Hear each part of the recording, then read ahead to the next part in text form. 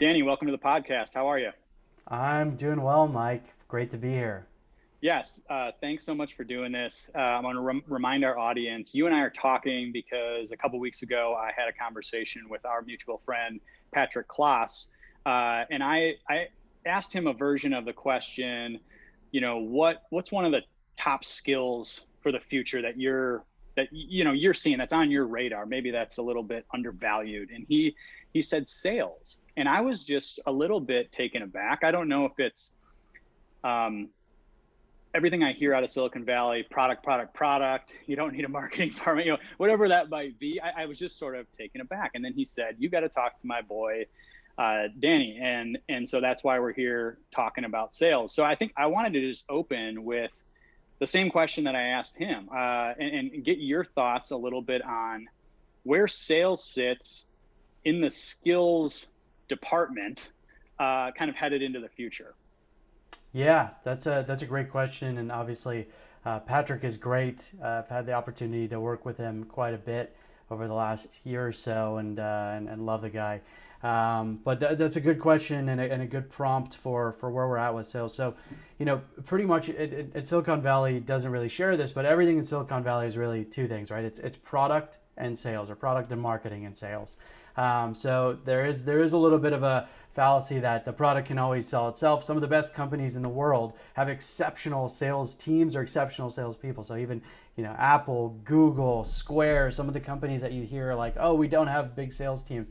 Maybe they don't call them sales teams, but they're certainly sales. And the reason that sales is so important is because to get anywhere in life, whether you realize it or not, you really have to sell. So whether it's selling yourself in an interview or selling yourself for the next career opportunity at your specific company, or selling a product of your own, or becoming a founder, you have to sell. You have to know how to sell. So when sales, or when Patrick or others say sales is the biggest area of opportunity, or sales is the next frontier, or one of the most important skill sets you could learn, the reason being is because pretty much everything in life will boil down to sales at any different amount of times, and it gets a really negative connotation, and that's simply because when you look around or you hear people talk about sales, or you could probably point to a handful of folks that you've interacted with in your life that have become salespeople and you don't like, it's sensationalized in one way, and that's like the hard driving,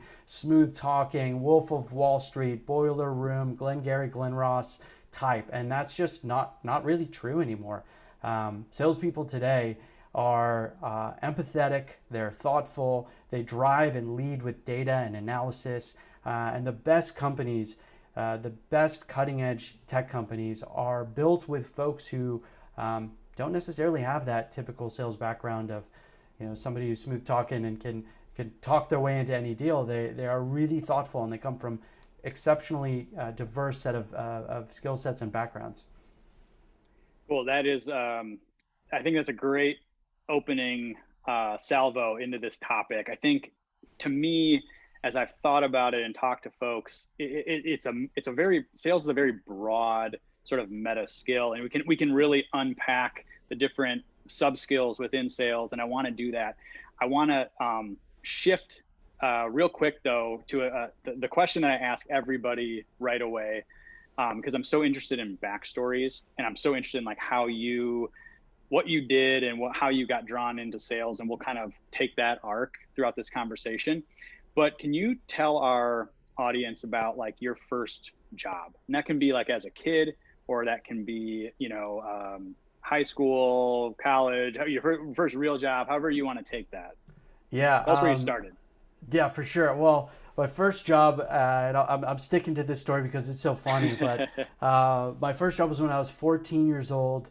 One of my best friends from Minnesota, where I grew up, his dad owned a box company, and I actually got my first job working in the factory and putting together boxes. So like actually like fitting a piece of a box into another piece of a box all day, and that was my true first job. And believe me, I have the battle scars to show. My fingers were all cut up with cardboard paper cuts, whatever you want to call it. But that was job number one for me. Excellent. So and today, if I look at your LinkedIn page, you're doing a bunch of different things, right? How can you kind of walk us through your career arc from the box company? Where did what did you get interested in college, and sort of how did you get drawn into this world of sales? Yeah, it's a good question. So from the box company, I realized very quickly that that probably wasn't the route I wanted to take. Too many cuts on the hands. But what I did is I kind of dabbled. I think unintentionally throughout my high school and college career in terms of what I was working on. So I'd always been interested in numbers. I was always interested in the stock market. So at school, I went to the University of Michigan, an undergraduate business degree program called Ross School of Business. I focused on finance, and I was really set on becoming an investment banker. That's what I really thought I wanted to do, frankly. And upon graduating, I graduated in 2009. The market obviously took a turn for the worse. The complete financial meltdown. There were very few jobs available. I was obviously bummed. So coming out of Michigan, they push you in a couple directions, one of which is finance. I was bummed, and I thought that this was the only opportunity, the only avenue for me. So after school, I actually took some time and worked at the summer camp I grew up going to.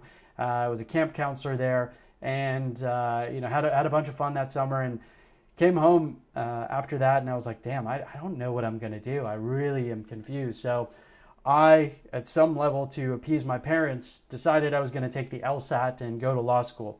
And I worked at a law firm, a friend's law firm at the time. I realized quickly that law was not for me. I absolutely hated the studying portion of the LSAT.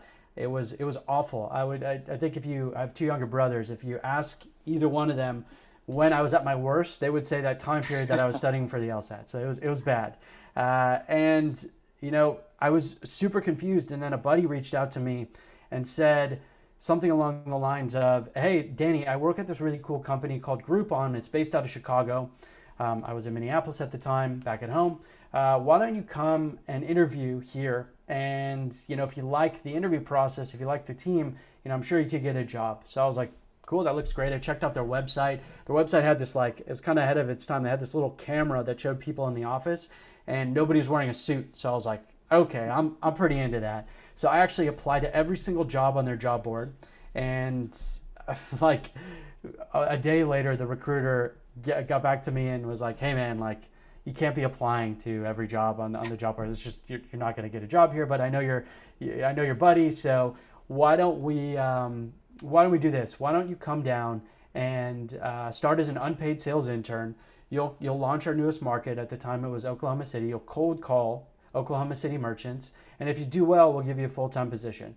So I was thinking, and Groupon was sitting, with me at the time. I was like one deal a day, highlighting local markets and kind of rooting for the underdog. And I was like, you know what? I'm kind of into that. Like, yeah, I'll do it. So I moved to Chicago.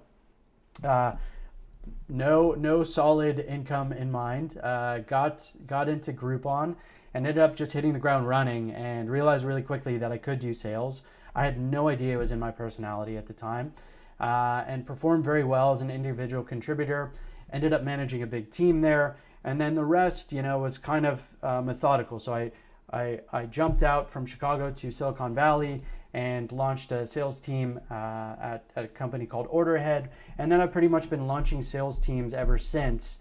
And that led me to branching off on my own about 6 years ago and building a consulting business focusing on building sales teams for startups. And after that, I met two awesome folks, my co-founders now at Ramped, Mitch and Manoj. I worked with them on a project, and we kept in touch, and that's kind of naturally how Ramped began to form. We were tossing around ideas, and here I am today. I make it sound easy, but there's a ton of stress along the way, so it's certainly not easy.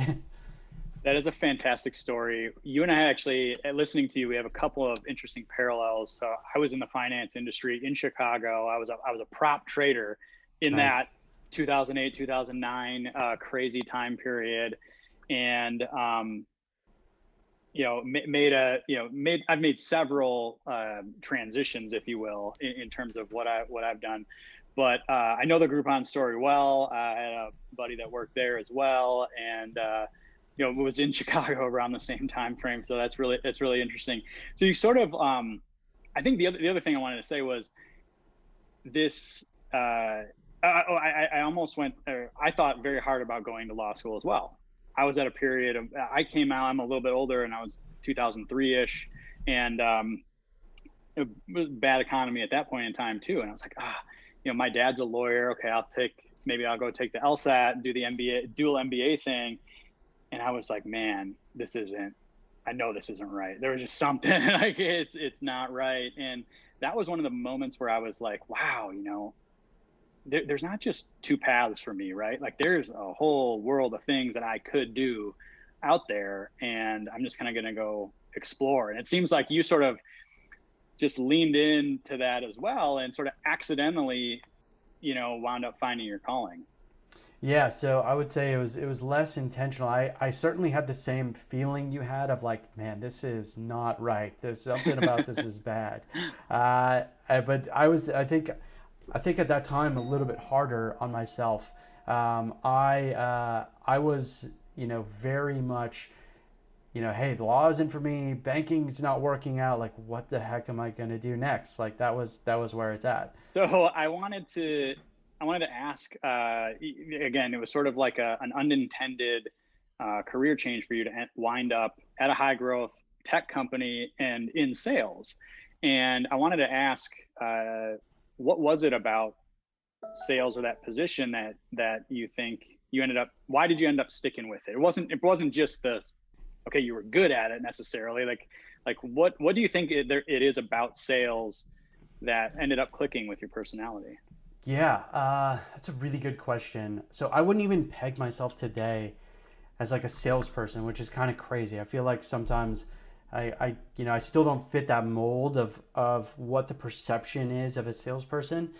I think what clicked right away was I'm very goal oriented and driven by numbers, and not even like the money aspect, just like I see a goal and I really want to hit it. So in that respect, like when I started, I was really bad on the phones. I would like make tons of mistakes. We had a script to memorize at Group 1. It was a basic script, but I would read through it and I was like, I'm just terrible at this. How do I get better? And the earliest thing that I did for myself, which I turned out to be, right and intentional or not, was like I just saw there was probably 100 salespeople at the time, or 50 salespeople at the time. I just saw the top of the leaderboard in terms of calls made every day, and I was like, all right, I'm going to beat that person by 10 every single day until I get better and better and better. So every single day for my first 6 months, I would try to beat that top person no matter what.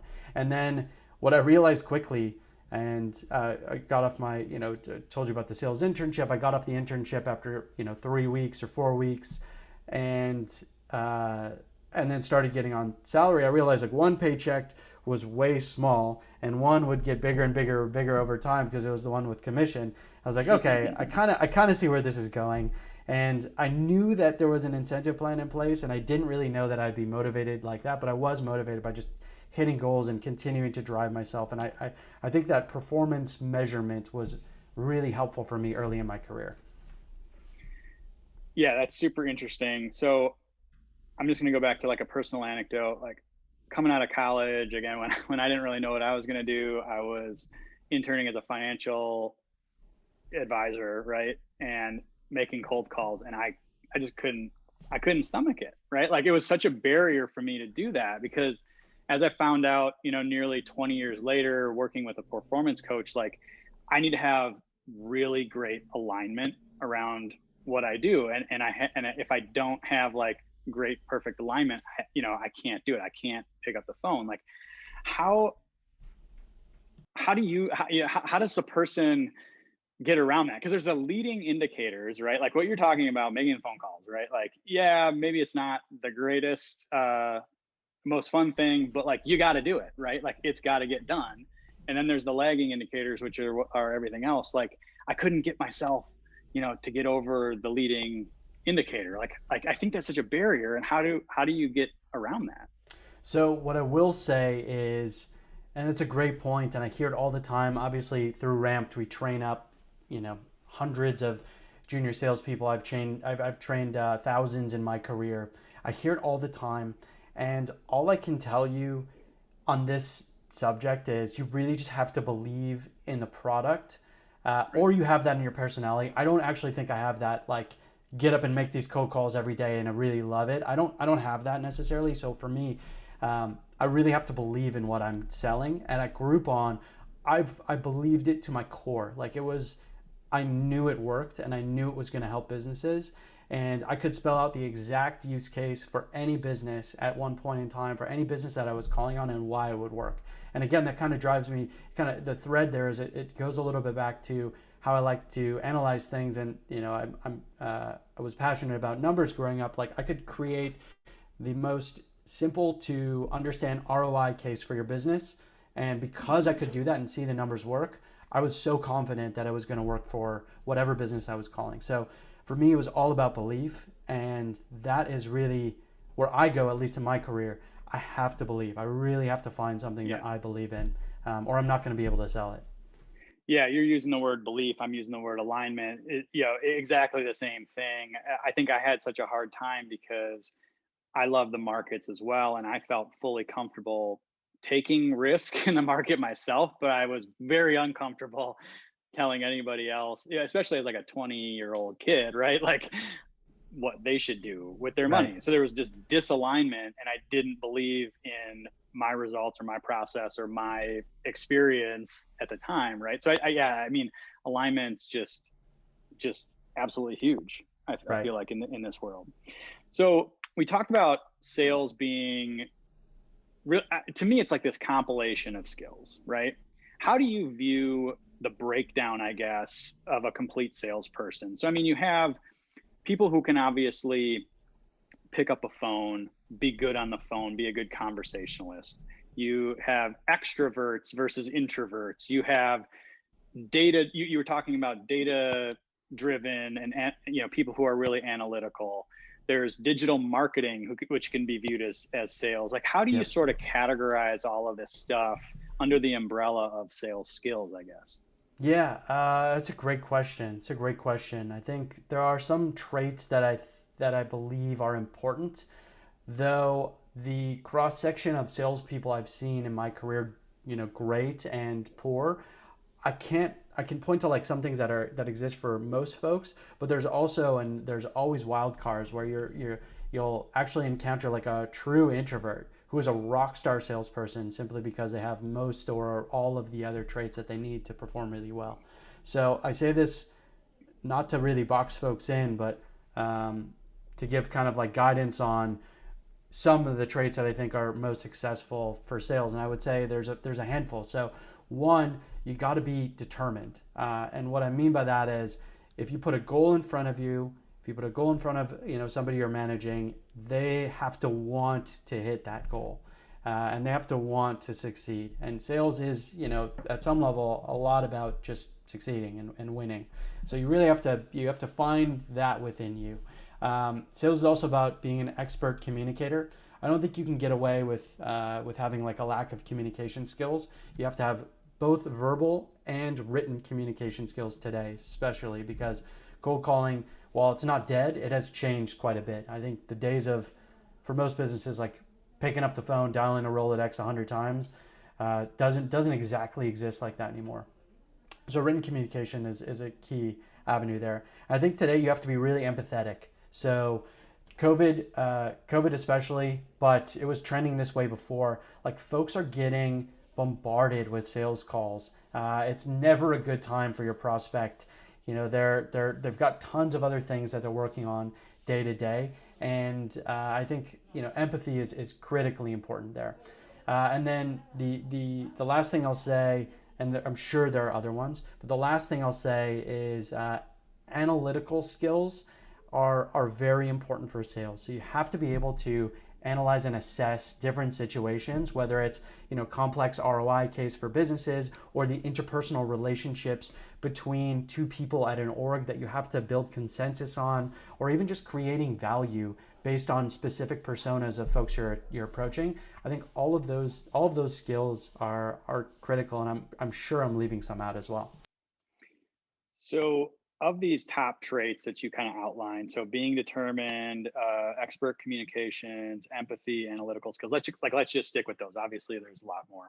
Um, do you believe that all of these can be trained to the level of expertise needed to succeed as a salesperson? Is there anything that is innate, that can't be really accounted for? So I think, and I'll expand upon determination a bit. I think it's also encompasses like a little bit of grit or a lot of grit, depending on the person. So if you believe that you can cultivate grit on your own and you can train that, then I think the answer is yes. I do think that grit and determination are trainable. I think the others, by the way, are trainable. I think you can train, great written communication skills, great verbal communication skills if you want it. You have to want it. I think you can certainly train analytical skills. And then, I think at some level, you're talking about determination. You're talking about grit, and I think the answer is yes, but you have to find that within you. Like the person you're training really has to commit to wanting to get better in that avenue, has to be aware enough to know if they don't have it, that they want it. Really interesting. Yeah, I would say most of the people out there within the world of, let's say, leadership or self improvement or what have you, that talk maybe about grit or determination would say, yeah, it's not necessarily trainable, or it's very minimally trainable.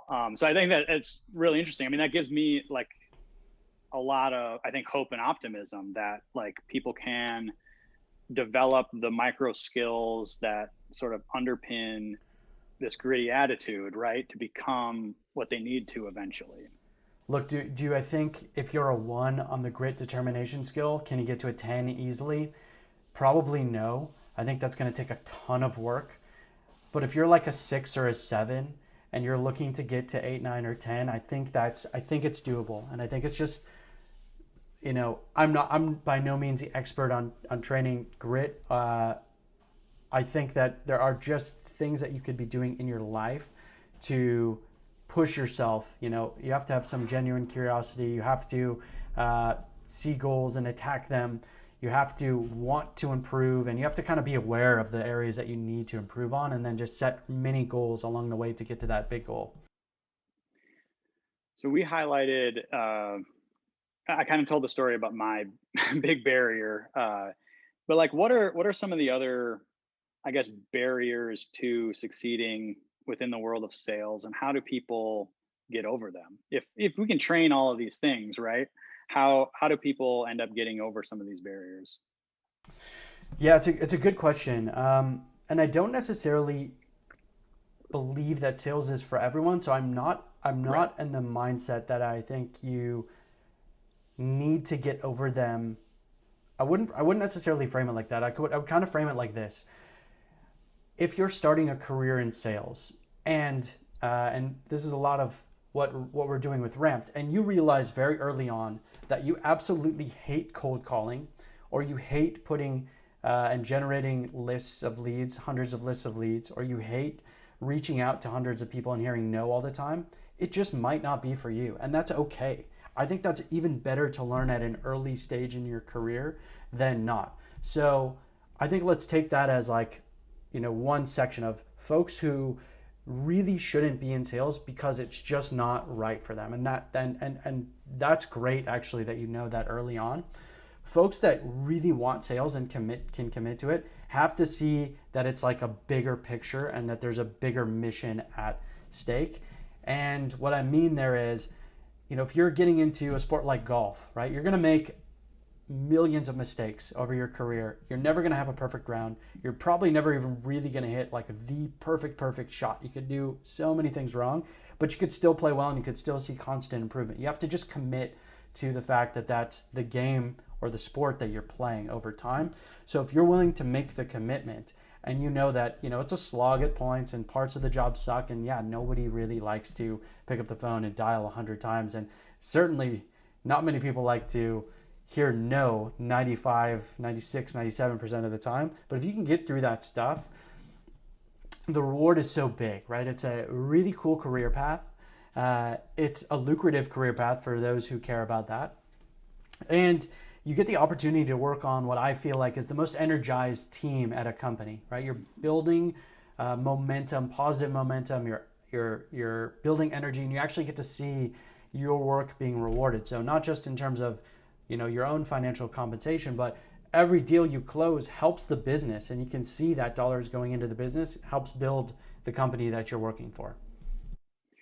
Yeah, exactly. I think what you're describing is key to high performance pretty much in any category. I mean, you gave the golf example, right? It's and what I do with my coach and what we've talked about a lot is it ends up coming down to like giving yourself grace. Like you're not going to bat 1,000, right? If you get a hit 3 out of 10 times, you fail 7 times, but you're in the Hall of Fame at that point in time, right? Like so That's getting right. that broader perspective of where the numbers shake out, and then giving yourself grace, like yeah, you're going to stumble and fall, not everything's going to go right, but you need enough at bats, right? You're going to get enough at bats, you're going to get enough dials or whatever, and you do the right things, and there's a process and you can be successful. So I really like that. What about for the people that aren't in the sales, aren't in sales, right? We talked at the beginning of the podcast how this is really a meta skill. Getting better at sales in general is a meta skill, and you're going to use that whether you're in the sales profession or not. For somebody that thinks they hate selling, right, or thinks they don't need to sell, what do you see as like the number one trait or sub skill that they need to get better at regardless? So it's a really good question. It's a really good question. What I believe everybody could probably improve upon, including myself, is the the written and verbal and nonverbal communication skills. So even if you don't believe in sales and you just can't get over the hump that most things, you disagree with my premise that most things in life will come back to selling at some level, selling yourself, selling for somebody else, etc. You still will at some point need to get better or improve on that communication aspect. So, and I think communication is so key, and I think language is so key. The way that you frame and phrase things, and it's something that I commit to and also try to get better at throughout my life is making sure that I'm super clear, especially when you're managing a team or a big team. You're super clear with what's expected. You're super clear with how you interact with folks, and you're super clear about what you do and you don't say at any given point in time. So I think that skill alone, if you're not gonna commit to sales, you want to distill it into one, it would be the communication skills. Yeah, I tend to agree with that. I mean, I talk about communication skills, specifically written communication skills, because I run a remote company. We've been remote since well before the pandemic, and we're small, but in written communication, it really, really matters giving the right amount of context, like in an email, let's say, that somebody isn't going to act on till, let's say, the following morning or at some other asynchronous time. Having the proper amount of context and getting the important things out there and making sure you're clear and concise is extraordinarily important. And it's not just from a process standpoint, efficiency standpoint. I mean, you come across as more authoritative, more in control. Um, and so communication, yeah, and we live in this world, right, of 140 characters, and it's a little bit opposite of having crystal clear communication skills like in a business setting. So I definitely, agree with that. Whenever you're trying to get an idea across, you're selling, right? Right. And you're getting Right. ideas across whether you're talking or writing. So I tend to agree with that as being like I would say the number one thing that everybody can get better at regardless of their level, and it is a massive sales skill. Yep. um, Talk to us. So you've mentioned ramped a little bit. But for our audience, give us what you're doing right now. What is Ramped? What is your mission there? What are you trying to accomplish, and who can benefit? Yeah, yeah. Ramped right now is the place, the platform for early career folks to learn about a specific career pathway, understand if they like that specific career pathway, and then commit and get placed into a role in that specific career pathway. So I'll break that down. So let's talk about both your and my, post college career search, right? I jumped around from summer camp to a law firm, thought I was getting into banking, and then wound up at a tech company, right? A tech company doing sales. So the job search has not changed all that much for early career folks. They are learning at their academic institutions a variety of things. However, most, if not all, are not applicable to what they're going to be doing right after school. And why is that? I actually don't know the answer to that. I don't know why that's still broken. So what Ramped is doing is we're showing early career folks the distilled version of what they should be doing or what they want to be doing after school. So we have for instance, we have a tech sales track. We'll train folks on all the basics they need for tech sales. If they like it, they can double down on it. And if they double down on it and complete that tech sales track, we will actually help them find a job at a great tech sales company. They can do the same right now at financial services. So, they could learn a little bit more about financial services sales, double down on it. And then if they like it, they'll get interviews at, different financial institutions. And same thing with pharma sales, same thing with medical device sales. And eventually we're going to do it for all career pathways. So think of a world now where you're coming out of school, you don't know what you want to do. You come to Ramped and you say, I think I'm interested in sales. Great. We will show you the sales track. You will go through the sales track. You'll learn about sales. You'll start to do some simulations. You'll actually try to make, that 100 cold calls. If you don't like it and you're like, this is not for me, that's perfect, because now you're learning on your own time and you're not learning on a company's dime. You are learning that you don't like sales, and then we can show you another career pathway like an entry-level law clerk, or perhaps a early career marketing associate, right? So now you get the opportunity to try essentially before you commit.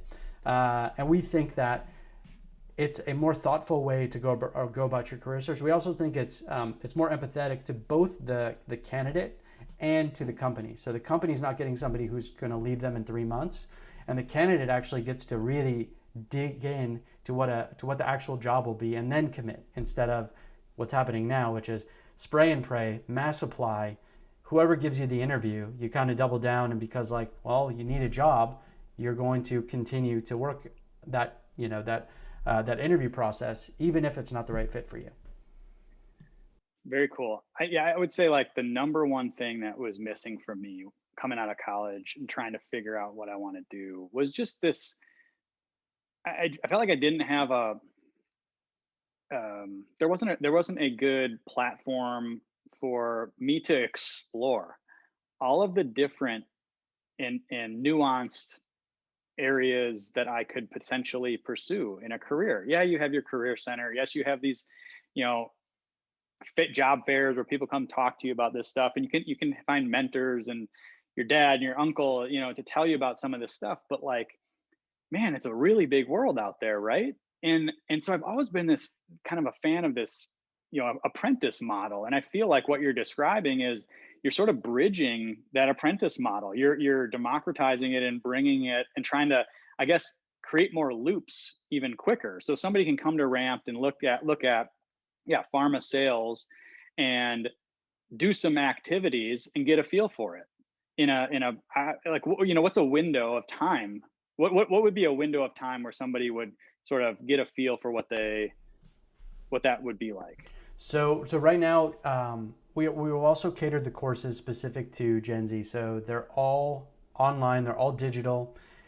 You can complete a course probably in as little as 3 weeks. However, typically folks go through the program in about 6 to 8 weeks, and you'll essentially know, probably you'll know sooner than that, because you'll drop out if you don't like cold calling or if you don't like generating leads, or if you don't like prospecting on LinkedIn. So we make it the simulations like really mirror exactly what they're going to be doing in the real world. The courses we want to be absolutely no BS because we want you to get a taste of the career. And if you don't like it, that's great. That's frankly, you should learn that before jumping into a specific career path. Yeah, I mean, I'm just thinking like 3 to 6 weeks, I mean, how many you can learn a lot about these different nuanced sales positions real fast. You can get through 5 of these real quick and have a pretty darn good idea. And that again, that was just missing. So I'm really interested in this model. Is your typical job seeker, or how would you, the person that comes onto the platform, are they typically still in college? So we actually have three buckets of folks who are coming through the platform. The first, yes, they're the let's call it 20 to 23-year-old person who is just looking for that first job right out of school. Then there's a bucket of, let's call them career switchers. So those are folks Mhm. who may have worked at a nonprofit, dialing for donations, and they realize, like, look, I kind of like this. I want to seek out a tech sales career. Where am I going to get that training? I'm coming to Ramped. And then the third, they're folks who have been in the role in another company and maybe didn't get the support they need, didn't get the training they need, or whatever reason, didn't like it. And they come to us to get retrained or reskilled and find a new employer partner, or find somebody who they could work with for a long time. Very cool. I mean, Ramp sounds awesome. How long have you been at Ramped, or working on this platform? Yes. So thanks. Yeah, it's great. I'm obviously very biased, but we think it's awesome, and we've been up and running for about a year now. So June 2020 is when we launched officially. We launched in the heat of the pandemic. It's been crazy. It's been crazy. We're somewhat of a marketplace, obviously. So when we launched, there was no one hiring. We were like just coming out of that initial shock, and now the world is opening back up, and there's tons of companies hiring. So we're very lucky and very fortunate to be where we are today. And we've put about 500 plus students through the program, and we've worked with 60, 70 employer partners. Very, very cool. I hope we can, do this again and follow up on some of your progress maybe in another year and see where you guys are at. Can you let our audience know where they can find you, learn more about Ramped, give out your website and all that kind of stuff? Yeah, absolutely. I would love to chat with anybody who's either looking to get into a sales career, or an employer partner that wants to hire the absolute best sales talent in the US. You can find me at danny@rampedcareers.com, or hit me on our website, www.rampedcareers.com, or you can hit me on LinkedIn. It's just Daniel Leonard. Excellent. Danny, great to talk to you. Thanks so much for coming on, and we'll talk to you soon. Thanks, Mike. Appreciate All it. right.